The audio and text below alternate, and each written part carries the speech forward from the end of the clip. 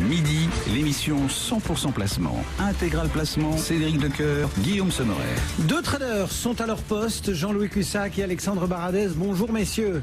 Bonjour tout le monde. Bonjour à tous. Dites-nous toutes vos seuils de vos stratégies. Alexandre Baradez, comment jouez-vous cette journée? 4429 points. On est de retour sur une tendance haussière après quelques journées délicates. Alors je ne dirais pas que c'est un retour sur une tendance haussière. Je qualifierais le mouvement pour l'instant qu'on voit apparaître ce matin de petits rebonds après des tests techniques importants dont nous allons reparler. Le col baissier que nous avions depuis pas mal de temps maintenant se matérialise. Vous vous souvenez qu'on n'était absolument pas participatif à ce mouvement de hausse en expliquant que tant que les marchés US n'avaient pas envoyé de corrections plus solides, ce qu'ils sont en train de faire maintenant, eh bien, il n'y a pas de col haussier pour l'instant sur le CAC 40. Le CAC a touché ce matin plus basse, légèrement sous 4400 points, qui est un plus bas depuis le 13 octobre, donc plus bas depuis 3 semaines sur le CAC 40.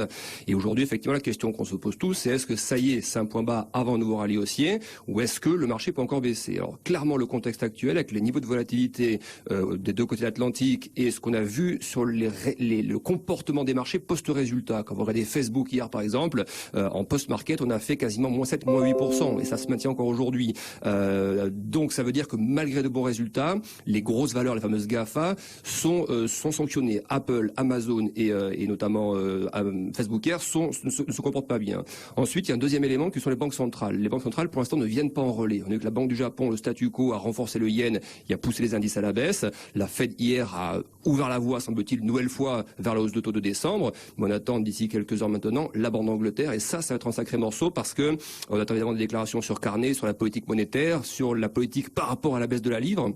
Donc selon moi, il n'y a pas de contexte là encore, malgré le rebond de ce matin, pour considérer qu'on repart sur une tendance haussière. Donc rapidement, pour donner les niveaux, tant que le CAC est un stop un peu plus loin, donc un sous 4515, 4520, pour moi la tendance baissière reste en place. On est retombé sur un Fibonacci qui est un retracement technique de 23% de tout le rallye post-Brexit. C'est un niveau important donc. Selon moi, si on commence à chasser à nouveau dans cette zone de prix sous 4400 points, on peut aller chercher 4370, qui est le plus bas d'octobre. Et si on tape le plus bas d'octobre, je pense qu'il y aura de la place pour chercher le retracement de Fibonacci suivant, le 38,20%, qui se trouve à 4330 points. Donc pour l'instant, stratégie baissière maintenue, donc on est sous la zone des 4515, 4520 points. Jean-Louis Cussac, le chemin que vous suivez aujourd'hui? Sans illusion, des ventes sur rebond, mais je ne parie pas sur des tendances. Le problème, se pose la question du relais. Comme d'habitude, non, il n'y a pas de raison. Personne n'a vraiment changé d'avis. Tous les acteurs campent sur leur position. Est-ce qu'il y a un vrai flux vendeur pour aller plus bas? Non, pas pour l'instant. Est-ce que le moral reste bon ou mauvais? Il reste comme il était précédemment, c'est-à-dire qu'on n'est pas plus affecté par les menaces que le marché a prises en compte, que parce que SocGen se porte plutôt bien ce matin.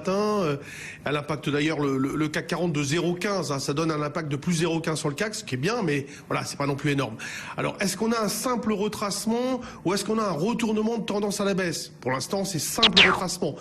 Ce n'est pas une période où on peut prendre une direction forte, ça c'est clair et net. Donc moi je vais reprendre mon pivot là, 4450-60. Donc tant qu'on est en dessous, je vais plutôt essayer de vendre un petit peu et au-dessus peut-être acheter, en tout cas mettre le stop loss au-dessus. Voilà, c'est assez simpliste, mais on n'est pas dans un grand moment de prise d'opportunité et de toute façon tant mieux puisqu'il y a des élections bientôt en plus aux USA, ce qui va faire que la volatilité devrait monter avec l'approche de la deadline. Inévitablement, et on la sent en regardant notamment les indices de volatilité que tout le monde connaît bien, VIX et autres consorts. Merci beaucoup à tous les deux. Alexandre Baradez chez IG, Jean-Louis Cussac chez Perceval Finance Conseil.